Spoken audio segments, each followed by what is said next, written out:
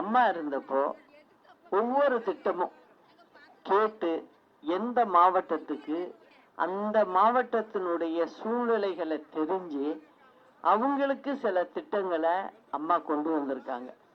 அதில் நான் இங்கே வரும்போது இப்போ நான் திருநெல்வேலி மாவட்டத்துக்கு ஒவ்வொரு ஊராக வந்துக்கிட்டு இருக்கும்போது வர்ற வழியில எல்லாம் நான் பார்த்தது, அதாவது அந்த காத்தாடி, அதை பார்த்ததுமே எனக்கு அம்மா ஞாபகம் தான் வந்தது.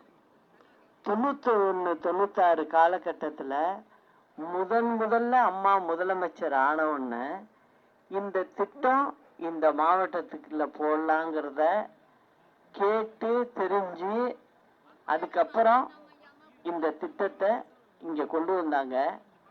ஒவ்வொரு காத்தாடியும் சுத்தும் போது நான் வர்ற வழியில ஒவ்வொரு காத்தாடியிலையும் நான் அம்மா முகத்தை தான் பார்த்தேன்.